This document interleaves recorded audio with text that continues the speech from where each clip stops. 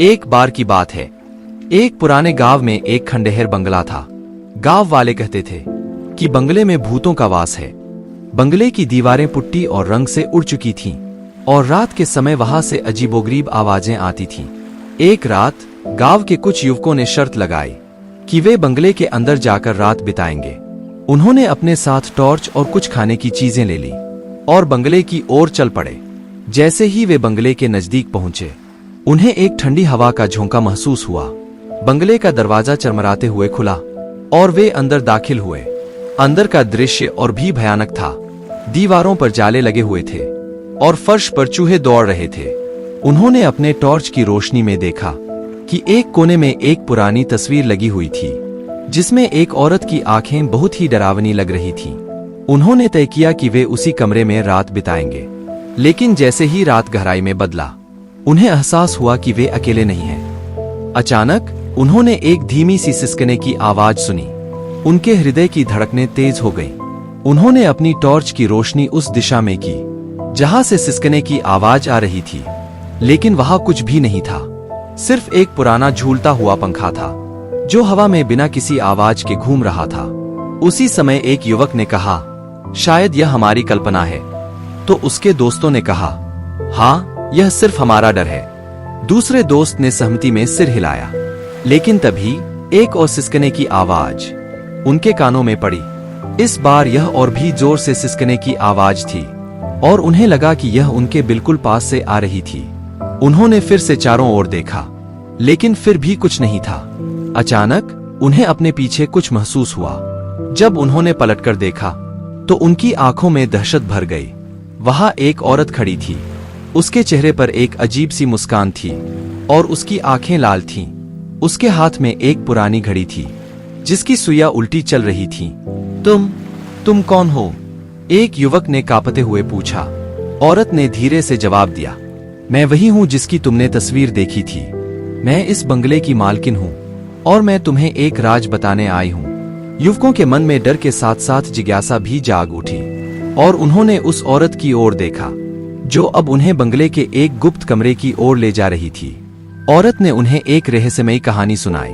उसने कहा, यह बंगला एक समय में खुशियों से भरा हुआ था और मेरा परिवार यहाँ रहता था और हम सब बहुत खुश थे। लेकिन एक दिन एक अनहोनी घटना ने सब कुछ बदल दिया। मेरे पति, जो एक वैज्ञानिक थे, उन्होंने एक अनोखी घड़ी बनाई थी। यह घड़ी समय को उल्टा चला सकती थी।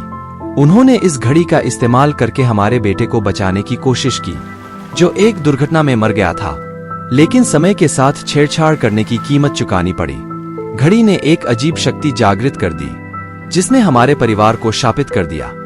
अब मैं इस बंगले में फंस गई हूँ, अपने परिवार के साथ एक अनंत काल तक। और जो कोई भी इस घड़ी को छूता है वह भी इस शाप का हिस्सा बन जाता है। युवकों ने एक दूसरे की ओर देखा। उनके चेहरे पर डर और आश्चर्य के भाव थे। उन्होंने तय किया कि वे इस घड़ी को नहीं छुएंगे और इस बंगले से जितनी जल्दी हो सके बाहर निकल जाएंगे। लेकिन क्या वे वास्तव में बच पाएंगे या उनका अंत भी इसी बंगले में होगा, यह तो समय ही बताएगा।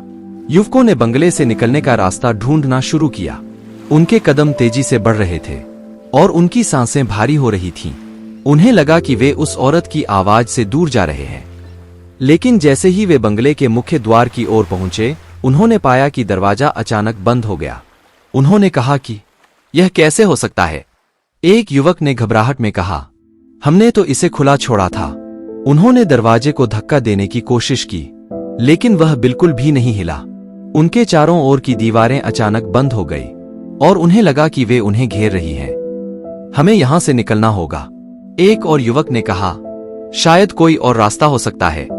उन्होंने बंगले के अंदर के अन्य कमरों की ओर दौड़ लगाई, एक खिड़की या किसी अन्य निकास की तलाश में।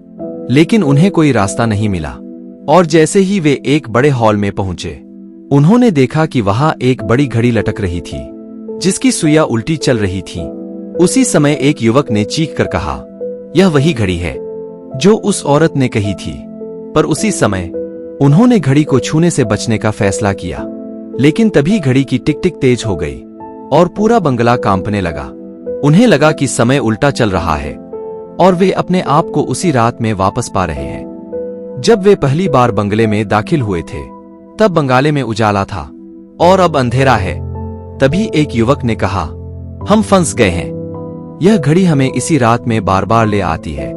उन्होंने एक दूसरे की ओर देखा तो उनकी आंखों में निराशा और भय था। उन्हें एहसास हुआ कि हम लोग इस बंगले के शापित चक्र में फंस चुके हैं और अब हम लोगों का मरना तय है। कहानी यहीं समाप्त होती है। यह एक अनसुलझी मिस्ट्री के साथ छोड़ दी गई है जिसे शायद कभी हल नहीं किया जा सकेगा।